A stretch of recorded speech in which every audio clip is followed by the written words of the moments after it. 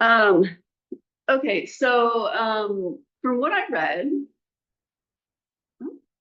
um, and I'm sure there's more to it because I'm not like, I'm not the be all and end all of Buddhism, right? I have just a very, just 10 years of meditation and I'm not, I only know so much, but just from what I understand of it, from what I read, um, right concentration is what you do when you're on the meditation cushion.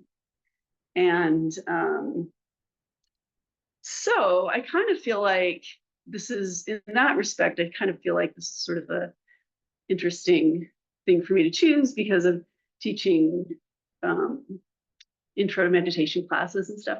I kind of almost feel like I could just give an intro to meditation class, and that would sort of kind of take care of this talk a little bit. But um, basically, so right concentration, the idea of it is um, what you want to do. Um, it's what you're doing on the cushion to help alleviate 5 hindrances, which I believe Takeo brought up in her discussion, and some other people might have too. But so what we want to alleviate while we're on the cushion are um, greed or sensual desire, ill will, dullness and drowsiness or sleepiness, restlessness and worry, and skeptical doubts. So those are the 5 hindrances. So when you're meditating, you don't want to experience those things. That's you're trying to get rid of those hindrances. And so right concentration is what you do to get rid of those hindrances. And there are lots of different ways to practice right concentration. Um, one way that's taught is to count your breath. So you can count up to 10 or 20 and just start over, or start over when you start thinking of something, when you notice you're thinking of something, start over, start from one. Um, another thing is you could just pay attention to your breath and just pay attention to breathing in and breathing out. You can pay attention to noises around you. You can pay attention to what's happening in your body. You can focus on a koan. I mean, there's numerous ways of doing this.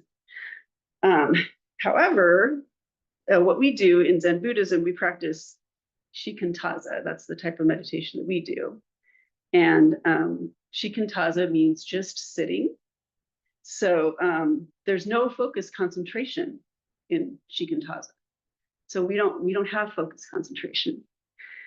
Um, we are just I wrote here, we are just aware and present and not focusing on anything when we're sitting. So that's kind of where my questions kind of pop up. So let's talk a little bit about shikantaza. So in our book, and actually, I don't know if you guys want, if you want to look at this, I'll pass kind of, yes, we might have to share. But one of the sutras that we have is called the Fukan Zazenji, if I'm pronouncing that right. Let's see. And that is in here, it's on page 33, and it's one that we, from time to time, that we chant. And it's the universally recommended instructions for Zazen. And there's very detailed instructions on how to sit in this sutra. And it talks about, first of all, it talks about finding a place where you can sit where there's no distractions, a quiet place.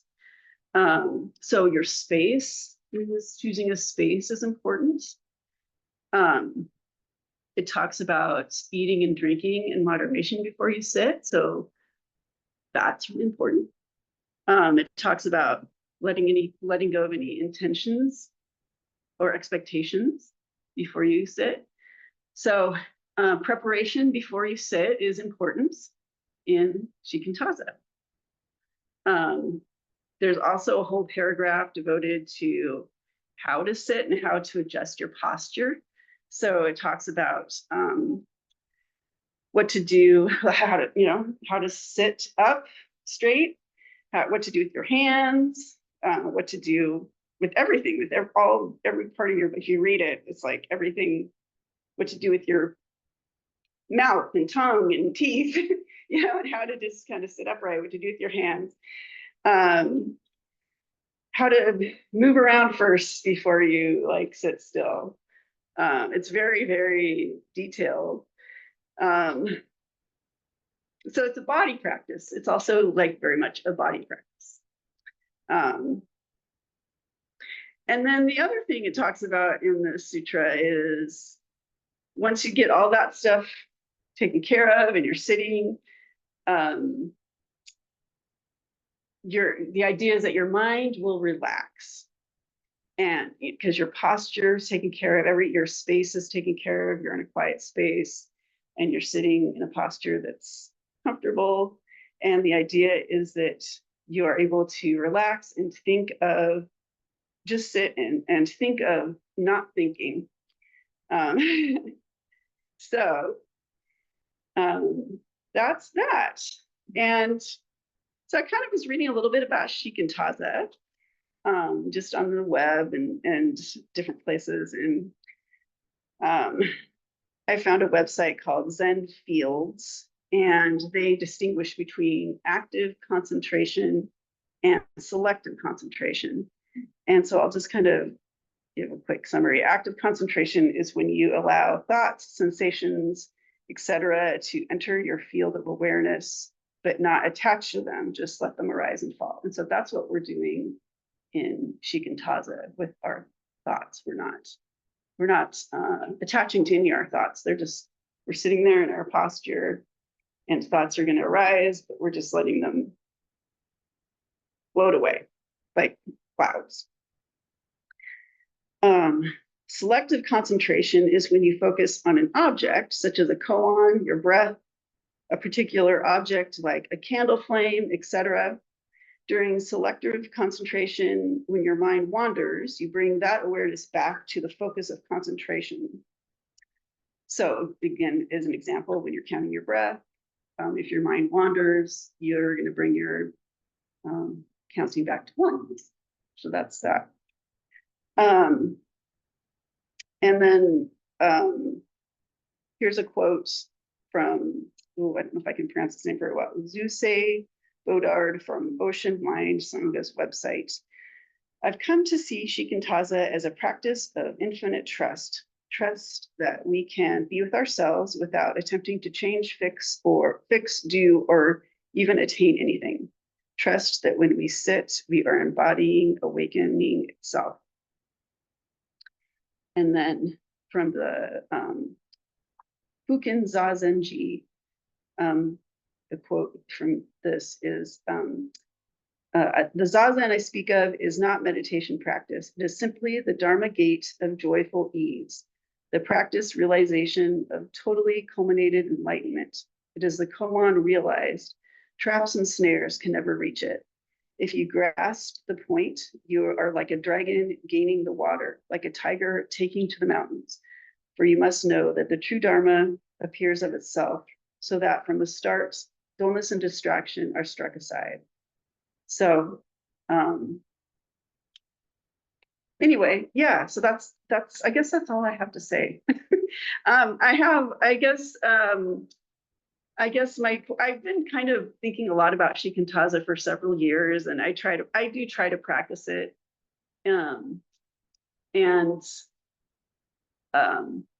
It's a practice.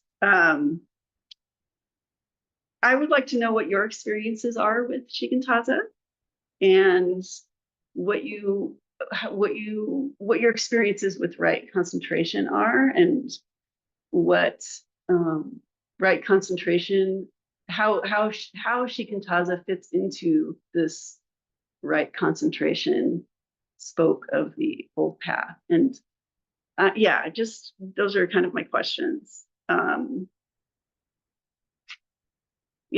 So I guess that's all I have to say.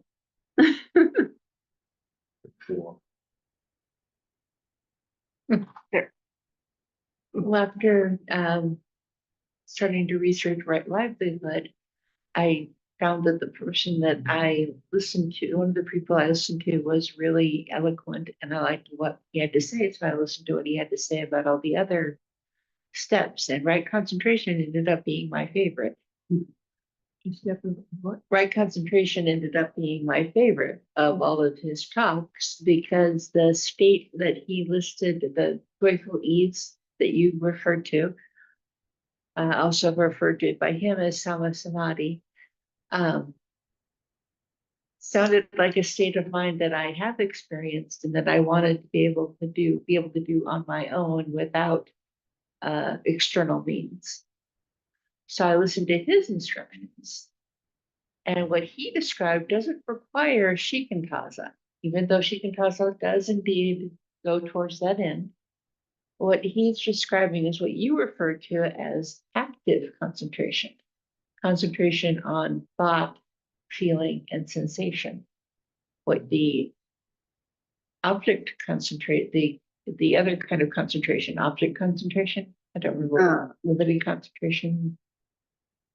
So there's active concentration, selective concentration. Selective concentration. That sounds like mindfulness. Yeah, I believe that they are very closely tied. I mean, mindfulness and Well, the penny step last week, or right mindfulness, right concentration, active concentration, selective concentration. I think they're just two faces of the same thing. But the point I was going to make was that what interested me about his description of it is that the simplest method, not easy, but simplest, is to simply pay attention to your thoughts at all times, not just while sitting on a cushion, but at all times. And I've been practicing it ever since, and I can't say that I'm anywhere there, but I really think it's making a difference because shikantaza is just too physically hard for me. Mm-hmm. But this I can do anyway. Mm-hmm. So, I think you hit upon a really great comparison there that I wouldn't have thought of it.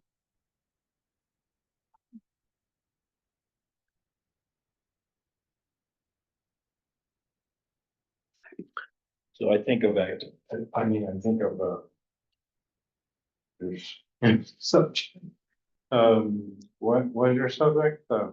the right concentration. Right, I think of that as controlling what you think.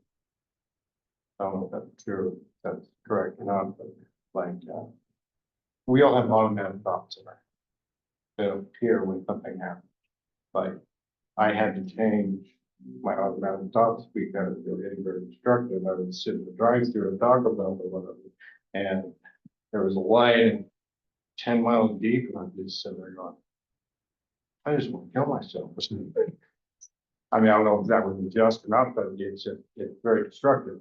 And so I had to go through a lot of therapy to change the way that I think, you know, to do something to distract myself so that I don't have this automatic thoughts. Yeah. Yeah. I mean, from what I've read, and hopefully Joshin will pop in here. I think did you make a comment there? There was a comment that I can't see. Yeah. Is there something in the chat?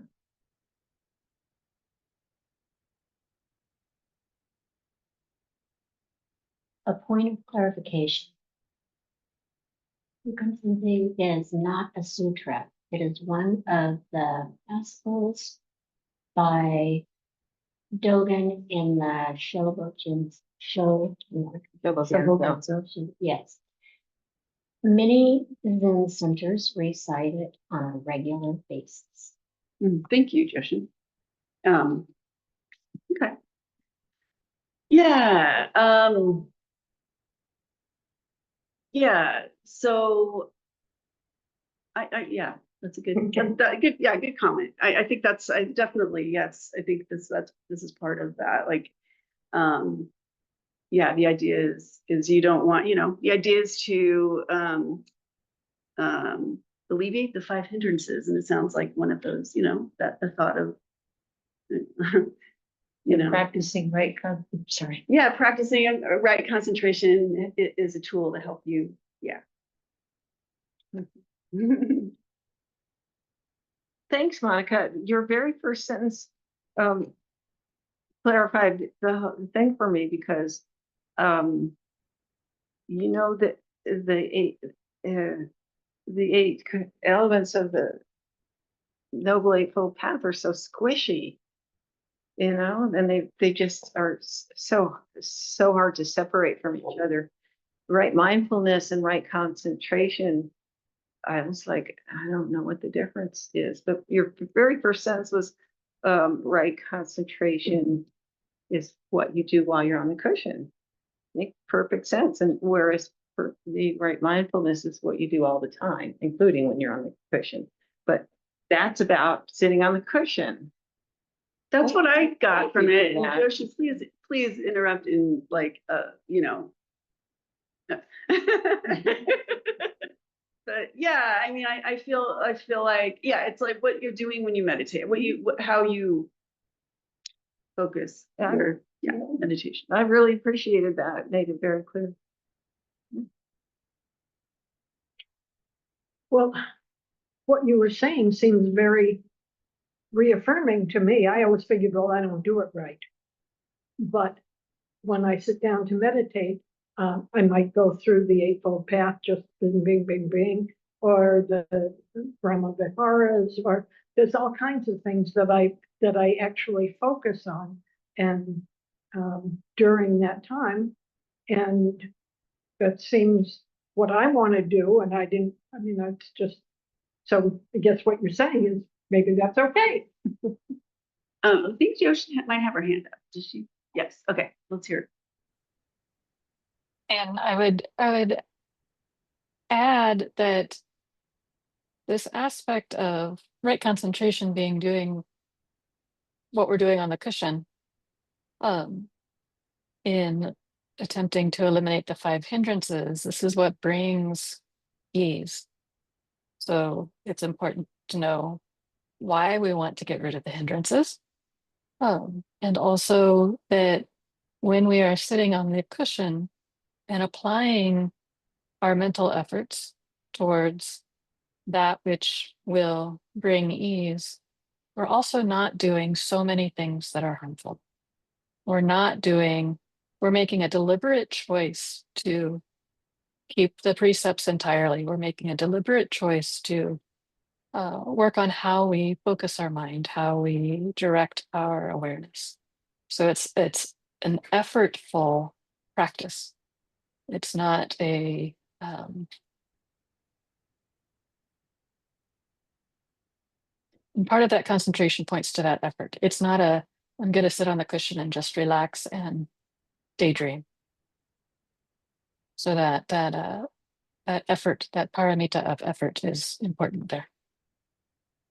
Yeah, and I think the effort part is in the, I can never pronounce the Fukan Zuzenji, where you're taking it, you know, where you're preparing your space and you're making sure you're eating, you know, you're not eating too much, or you didn't have too much caffeine, like sometimes I yeah, just you're preparing your body correctly before you meditate. And yeah, I think that it's all important. I think it all is part of the right effort aspect of it. That makes a lot of sense. I'd like to add that what we do on the cushion is, in my opinion, not just about removing the 5 hindrances while we're there, but the practice itself teaches a skill that can be applied. Absolutely. Yeah.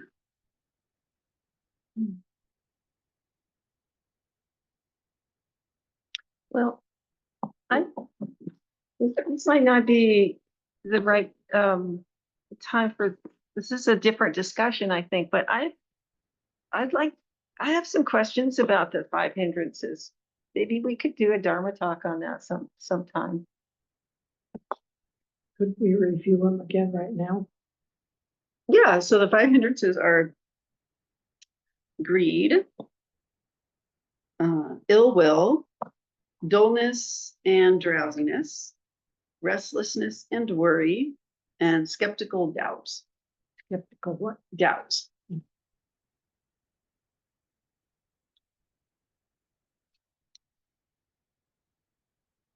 Again, probably this isn't the right, this is probably a conversation for a different time, but the last one, I thought that we always encourage doubt.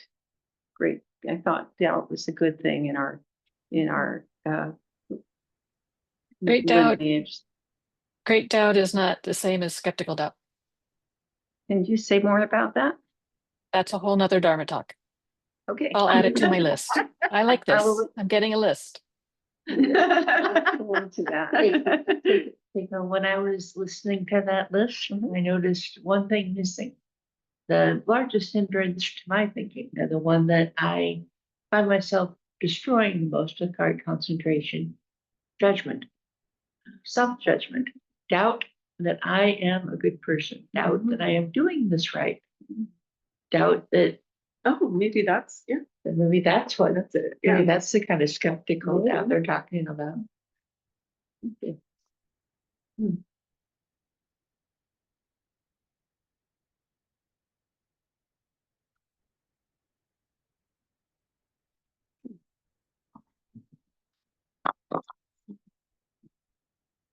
One thing I've noticed is when that physical space, when you're sitting down like at home in front of your altar.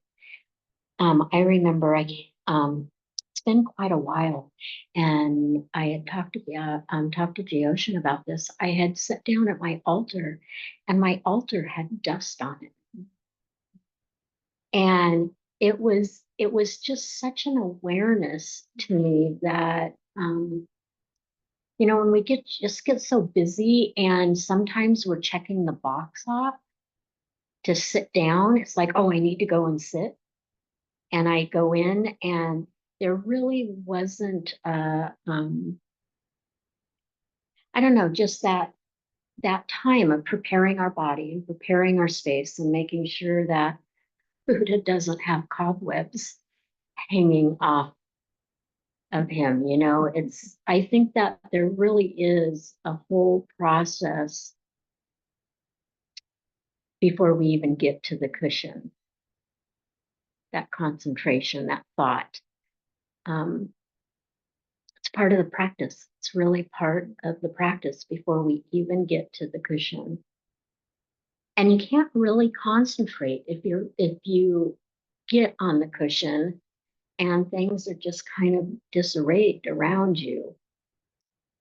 So many of us, and I have such little space. I do have one of those dividers. When we were teleworking, we had to get those dividers, for Zoom to hide behind. And I think there is some benefit to that because it does kind of block off all those distractions around us. But then on the other hand, I remember being at Dharma Rain years and years ago, our past place that we practiced, and there were lawnmowers going next to us. The windows were open in the summer, and you could hear the kids out there, and you could hear the lawnmowers right next to the wall, and you still were able to sit on the cushion and practice with all of that going on. So there's kind of two sides to it, I think. But I do know for me that for me to get ready to sit, I need to incorporate that prep before that, preparing for my practice.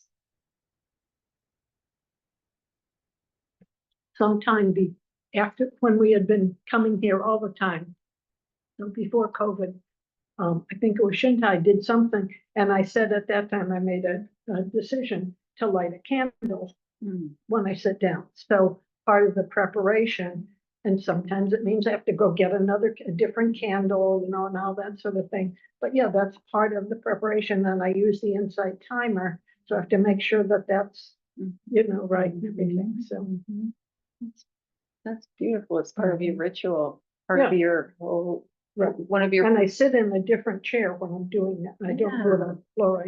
I do it in, I do my reading and other stuff in one chair, but then I go specifically to a place with the candle and all of that. And that means I'm getting ready to Well, meditate. then. in a way, you've created your own forms, Right. you know, your own rituals that are meaningful to you.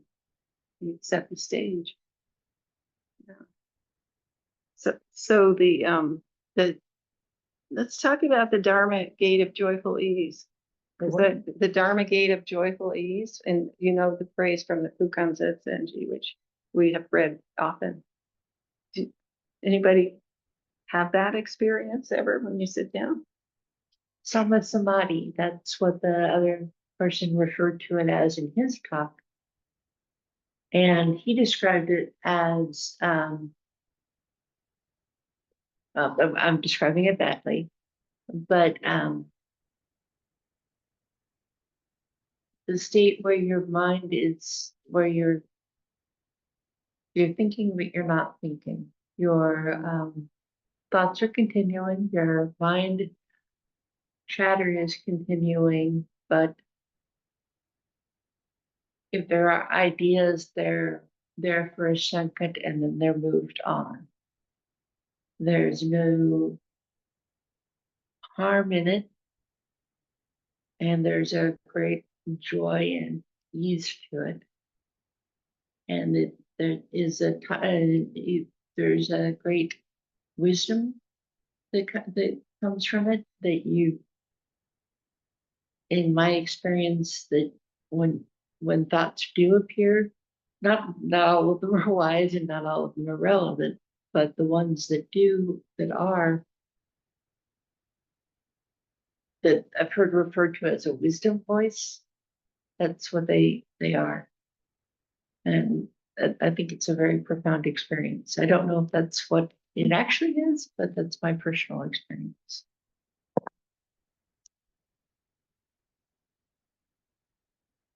I find myself looking at Joshin because I feel like she definitely knows what we're talking about and that I've gotten it completely wrong. I was thinking kind of that idea popped into my head tonight while we were meditating, and I have a really I have some weirdness around the word joyful when it comes to my spiritual practice, because I was involved in like a Pentecostal church at one time, and yeah, like it was like there's just the word, it's just like kind of triggering a little bit to me. So I don't know if I would like using that word when I'm meditating, but I think the ease part makes a lot of sense to me, just the feeling of ease and being able to sit without the five hindrances. I mean, because if you're, I mean, if you're sitting and you're not thinking all these thoughts, ill will, or then that's wonderful. Like that's very like a feeling of ease, I guess. And it's not euphoric or anything like that.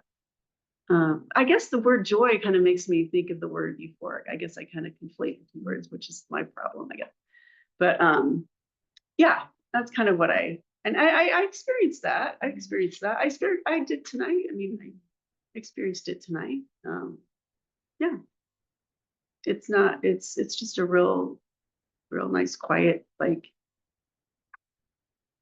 experience. Yeah, anyway.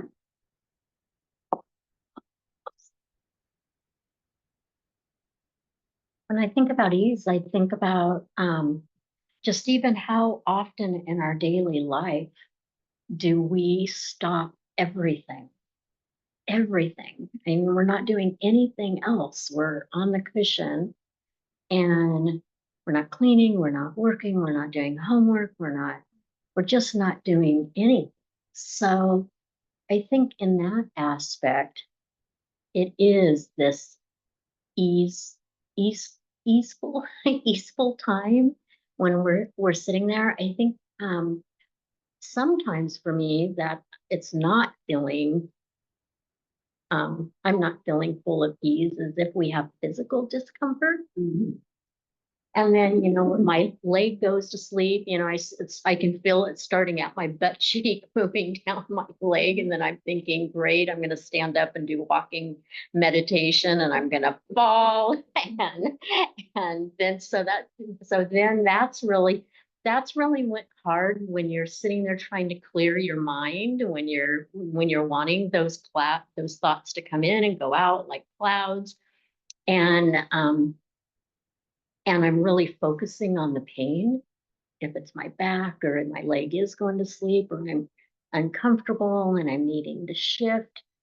I think that takes me out of well, it's concentrating, but it's concentrating on things that I probably shouldn't be concentrating on. But when your body is hurting, you know, and I know that Geoshin has talked about when we get into when something starts hurting, when you're starting to get uncomfortable, instead of immediately doing this hard shift, you know, kind of thinking about where we're feeling it, why we're feeling it, kind of almost like meditating on the pain. I know I'm not articulating that correctly, but it's more of, is that a physical pain? Is it pain from something else? And not immediately getting up and moving or shifting, kind of sitting with the pain for a little bit, or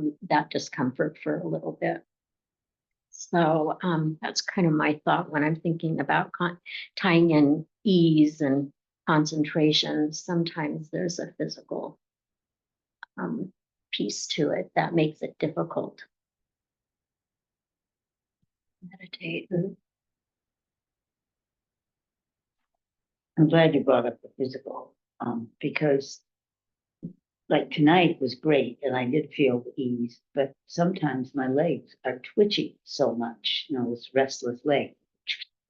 And I'm trying not to do it because I don't want to bother the other people in the room. And I don't know if I should stand up because maybe then it would stop. And, you know, and I've heard what embracing the pain and but it is interesting because I never know what to do when it does that. And it does it periodically, you know. So, you know, but because I like the ease, like I felt like I got that tonight. But sometimes I don't. And I don't know, you know, like the 5 hindrances, I don't get, you know, a lot of those, but my mind just wanders off. And I try and often I use the breath. And but like Dixie was saying, I have this feeling that I'm doing it wrong, you know. And I remember going to another meditation workshop, you know, where they weren't teaching Zen meditation, they were just teaching like guided meditation. And I felt like I did it wrong. And they said, you can never do it wrong. And of course, I'm the only one in the room, of course, that I think I'm the only one that's doing it wrong.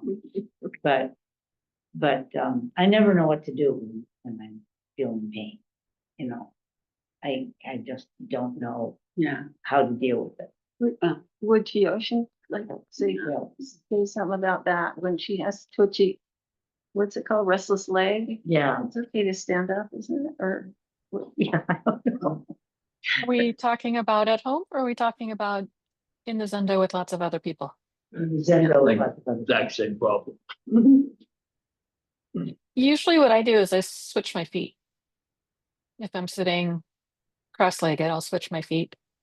When we sit together in the Zendo, like there's a little bit more of a emphasis on attending to our own mind, but also how much we might be disturbing others. So if it's a smooth transition, I would say take care of your body and then put yourself back into a stable position. trying to minimize what might be distracting to others. How does that sound? Good. Yeah, well, it looks like we're just about out of time. It's almost a quarter after, so anybody have any last thoughts before we end? This has been really helpful. Oh, That good. I'm so glad. In fact, I asked about it a couple of years ago. It's like, how come we never do that? But no, Good. Yeah, I'm glad. I think I like this one. I mean, it's practical and I don't believe there is a wrong way to meditate. I mean, there's a number of different ways to do right concentration. I mean, so many different ways. So, yeah. And yeah, I mean, you're going to experience pain. That's part of it. That's all part of it. It's like, if you're experiencing pain, I mean, you're not a bad meditator, So, yeah, there's no such thing. So the fact that you're here is like amazing. Yeah. So, okay. So, hey, does somebody else want to do it? Because I never can remember what it is.